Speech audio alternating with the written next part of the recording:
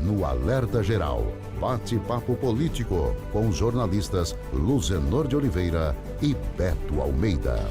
Vamos abrir o nosso bate-papo político falando sobre a janela partidária, que é o período que os partidos têm para atrair novos filiados, principalmente deputados estaduais e deputados estaduais e federais que são candidatos à reeleição e quem, nesse caso, mudar de partido não tem prejuízos com o mandato ou não recebe qualquer punição da Justiça Eleitoral. A janela partidária está na reta final e mexe muito com os bastidores políticos. Marcos Vinícius. A reta final da janela partidária abriu caminhos para o Republicanos, braço político da Igreja Universal, voltar às boas com o presidente Jair Bolsonaro e ampliar perspectivas de acordos nos estados entre os partidos aliados ao governo federal.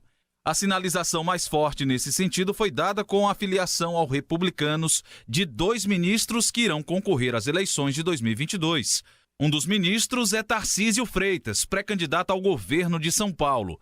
A ministra da Mulher, Família e dos Direitos Humanos, Damares Alves, também desembarcou na sigla da Igreja Universal e poderá disputar o Senado. Com as filiações de Tarcísio e Damares, o republicano supera conflitos com o Palácio do Planalto e nos estados passa a orientar alianças com as agremiações da base governista. A expectativa é se, no Ceará, o Republicanos irá integrar a aliança puxada pela União Brasil, que terá como candidato de oposição o deputado federal Capitão Wagner. O vereador Ronaldo Martins, que é pré-candidato à Câmara Federal, se reaproximou do governador Camilo e chegou a sinalizar aliança com o PDT e PT na sucessão do governador Camilo Santana. Com informações dos bastidores políticos, Marcos Vinícius. É a agenda da semana, a janela partidária. Jornalista Beto Almeida vai até o próximo dia 1º de abril, sexta-feira, dia útil, né? Um dia antes do prazo final para transferência, para filiação de partidos, uma vez que a legislação eleitoral estabelece que quem quer disputar uma eleição tem que estar filiado a um partido 6 meses antes do pleito. Nesse caso, 2 de abril. Como é um sábado, por prudência, muita gente que ainda está negociando transferência de sigla partidária vai fazer a filiação até a próxima sexta-feira. E sexta-feira também marca a data aí de encerramento do prazo para desincompatibilização.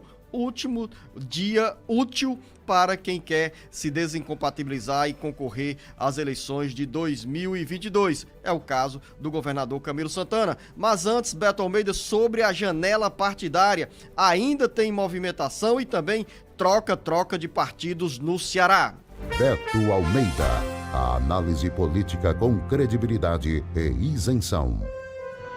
Sem dúvida, Luciano, esta semana vai ser ainda mais intensa, mais forte nas articulações, tendo em virtude essa chamada fase de contagem regressiva para quem vai trocar de partido, de olho aí na Assembleia Legislativa ou numa vaga à Câmara Federal. Vamos começar, por exemplo, dos próprios impactos dessa decisão da reaproximação do Republicanos com o governo federal, com o presidente Bolsonaro. Isso, claro, tem reflexos no Ceará. A gente sabe que o Republicanos vinha num processo de insatisfação grande com o presidente Bolsonaro depois que o presidente optou por se filiar ao PL. Na reclamação do partido, que é ligado à Igreja Universal, Bolsonaro vinha privilegiando a ida de seus aliados principais, portanto puxadores de votos, para o partido em detrimento do Republicanos. Ou seja, na briga com o PL e com os Republicanos estavam ameaçando se deslocar do bloco de apoio ao presidente Bolsonaro. Isso foi corrigido e tem reflexo, claro, aqui no estado do Ceará, porque o Republicanos aqui no estado, que tem como presidente o vereador Ronaldo Martins, que é candidato a deputado federal, já vinha também ensaiando uma reaproximação com o bloco governista, com a situação. Então, a partir dessa nova realidade, isso também tende a ter impacto aqui no estado do Ceará em relação à possibilidade de adesão, que é cada vez mais difícil, do Republicanos ao candidato da situação.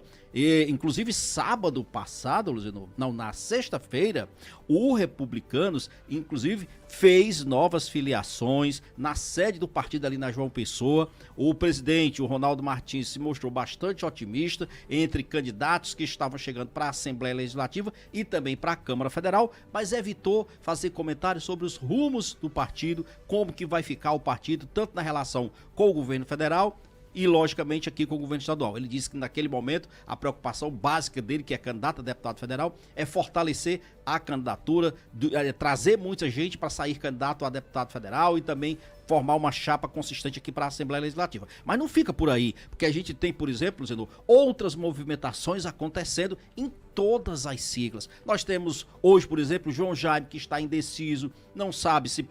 Já decidiu uma coisa, o deputado estadual João Jaime. Ele não deverá, logicamente, ir para a nova coligação aqui do União Brasil, que era a expectativa, já que ele é um parlamentar do DEM e nem sequer esteve presente, por exemplo, aquele ato de filiação promovido pelo capitão Wagner. O que quer João Jaime? A expectativa do João Jaime inicialmente era ir para o PSDB, mas o PSDB acabou de atrair um grupo dos chamados G20, que são pré-candidatos que tem aí na faixa de 25 a 30 mil votos e não querem a presença do João Jaime no partido. Então o João Jaime tem hoje, esta semana, para decidir, por exemplo, que deverá ir, de repente, para o PP, Partido Progressista, que tem hoje Zezinho Albuquerque, que é comandado por AJ Albuquerque. Mas tem mais, porque hoje tem, por exemplo, PT que atraiu mais 3 deputados federal. Hoje tem deputados estaduais. Tem Julinho, que é o líder do governo. Júlio César, que deixa o Cidadania perde o seu único representante e ele vai, de fato, para o PT.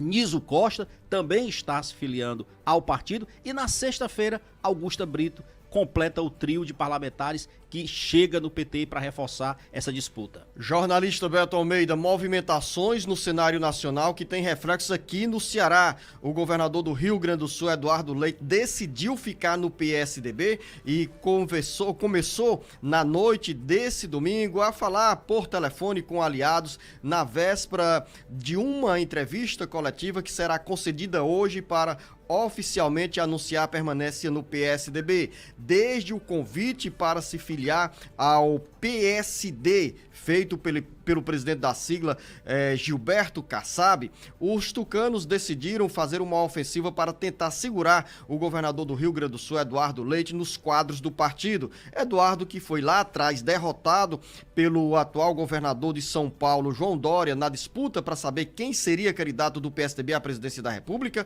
No caso, os tucanos escolheram João Dória. Eduardo ficou insatisfeito, descontente e atraiu também o apoio de outros tucanos que o veem como um homem moderado, de diálogo e que poderia representar melhor o perfil de candidato do PSDB à presidência da República para atrair aliados na chamada terceira via, que é o bloco de partidos e também de eleitores que não têm interesse na reeleição do presidente Jair Bolsonaro, nem na volta do ex-presidente Luiz Inácio Lula da Silva. Nesse contexto, o jornalista Beto Almeida, está o senador Tasso Gereissati, que foi um dos articuladores da pré-candidatura de Eduardo Leite, que nesse momento se integra ao grupo que deseja que o PSDB reavalie a pré-candidatura de João Dória, que não consegue sair dos 2% de intenções de votos. Para você ver como esses movimentos na política, Luciano, eles são intensos e podem mudar assim de uma hora para outra, porque até a semana passada o governador do Rio Grande do Sul, Eduardo Leite, estava mesmo inclinado a aceitar o convite do PSD, do ex-ministro Gilberto Kassab, para concorrer à presidência da República pelo partido. Todos os sinais emitidos por Eduardo Leite eram nesse sentido. No entanto, muitos aliados e leituras fizeram chegar até ele o seguinte, que havia um risco de isolamento dele no partido do Kassab. E aí sim, ia ser muito pior. Então Eduardo Leite fez então o recuo, ouviu os seus aliados dentro do PSDB e recebeu a proposta de reavaliar tudo. Isso quer dizer o quê? Que hoje, nessa coletiva de imprensa que está sendo muito aguardada lá na sede do governo gaúcho, ele poderá, Luciano, anunciar a permanência no PSDB, é essa a expectativa, e mais até já antecipar, preparar, como se diz, a renúncia dele ao governo. Ele pode ficar até o dia 1º de abril. No entanto, pode ser que hoje ele já anuncie, inclusive, esta renúncia. Para que ele está fazendo isso? Para ficar à disposição e, logicamente, fazer pressão sobre o governador de São Paulo, João Dória, porque este é o impasse ainda gerado no PSDB.